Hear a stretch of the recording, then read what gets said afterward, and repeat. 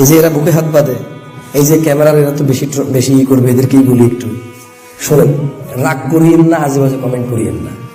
এই যে ইহুদির দালাল বলেন আপনারা, কেন এখানে হাত বাঁধছে একটু লিখে দিয়েন, কোন ইহুদি এই হাত বাঁধার পদ্ধতিটা দিয়ে গেছে। এই যে আমিন বললে যে চিল্লান, আমিন বললে যে বলেন যে এই ইহুদির দালাল, তো কোন ইহুদি দিয়েছে একটু বলে দিন। যদি দেখতে পারি যে বেটা ইহুদি, ইনশাল্লাহ কালকে ছেড়ে দেব। আর যদি দেখতে পান যে না বেটা ইহুদি না, তাহলে আনুর কথা যে রুকু থেকে উঠে হাত তুলতেন, আপনি মেনে নিন। সত্য গ্রহণে কোনো অহংকার নাই। আপনি জানেন না এর মানে এই নয় যে জিনিস নাই। শোনেন, এই যে মসজিদ থেকে বের হও বলেন, আচ্ছা একবারে সব বাদ দিলাম, তো আপনারাই তো বলেন যে এটা হাম্বলি মাযহাবে করে, এটা শাফি মাযহাবে করে, তো ওরা যে বাইর করলেন, তার মানে ইমাম শাফি, ইমাম হাম্বল, আহমেদ বিন হাম্বল আসলে কি ওনাকে বাইর করে দিতেন? বলে যে না না, কেমনে বাইর করবো, উনি ইমাম। তো উনি ইমাম, ওনাকে বের না করলে ওনার মতো যিনি করছে ওকে কেন বের করবেন? দুজন তো একই কাজ করতেছে, দুইজন তো কেন আলাদা করতেছেন? বিভক্তি করিয়েন না। ওয়ালা তাফাররাকু বলেছে আল্লাহ, ওয়াহতাসিমু বিহাবলিল্লাহি জামিআ, আল্লাহর রজ্জুকে শক্ত করে ধরো। ওয়ালা তাফাররাকু, বিভক্ত হও না। এটা ওয়ার্নিং, এটা ওয়ার্নিং, এটা হচ্ছে সতর্কীকরণ। বিভক্ত হইও না।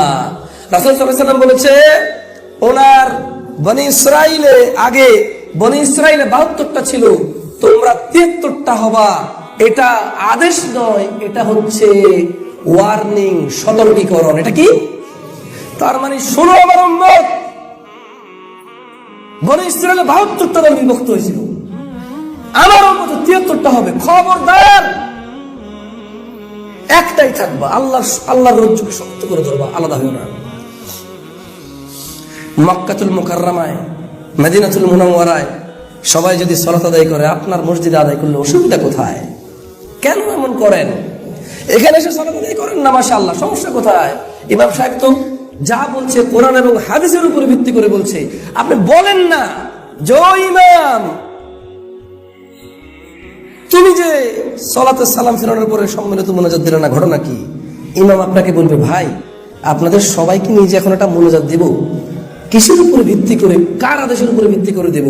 যদি ওই লোকটার নাম বলতে পারেন আর আল্লাহ যদি আদেশ থাকে ওকে মানার, আমি মেনে নেব। আর আপনি মুহাম্মদ সাল্লাল্লাহু আলাইহি ওয়াসাল্লামকে কেন নবী মনে করেন? আপনি মনে করেন যে এমনি মুহাম্মদ সাল্লাল্লাহু আলাইহি ওয়াসাল্লামকে নবী মনে করেন? না, আল্লাহ ওনাকে মনোনীত করেছে, তাই আপনি ওনাকে নবী বলেন। সাল্লাল্লাহু, আল্লাহ ওনাকে রাহমাতুল লিল আলামিন বলছে, তাই আপনি রাহমাতুল লিল আলামিন বলেন। আল্লাহ ওনাকে সুপারিশ করার অনুমতি দিবেন, তাই উনি সুপারিশ করবেন, এটাই আপনি এটা বিশ্বাস করেন। আল্লাহ ওনাকে শেষ নবী হিসেবে মনোনীত করছে, তাই আর নবী আসবে না। তার মানে আপনি মুহাম্মদ সাল্লাল্লাহু আলাইহি ওয়াসাল্লামকে এমনি মানতেছেন না। কে বলার কারণে মানতেছেন? কে বলার কারণে মানতেছেন? তো এই জন্য বললাম, ইয়া নবী সালামু আলাইকা বলে একটা মিরাত আমিও পড়া দেব, তবে বলবেন আদেশটা কার? যদি ওই লোকটার নাম বলতে পারেন আর ওই লোকটাকে মানা আমার জন্য যদি ফরজ হয়, ওয়াজিব হয়, নফল হয়, যান সুন্নত হলে মেনে নেব, আমিও করে ফেলবো ইনশাল্লাহ। একটা অহংকার করিয়েন না। আর কিভাবে বুঝাবো, আর কিভাবে বুঝাবো বলো? আর জানি না, ওয়াল্লাহি জানি না, জ্ঞান এখানে শেষ। অহংকার করিয়েন না। আল্লাহ আমাদের সবাইকে বুঝার তৌফিক দান করুন।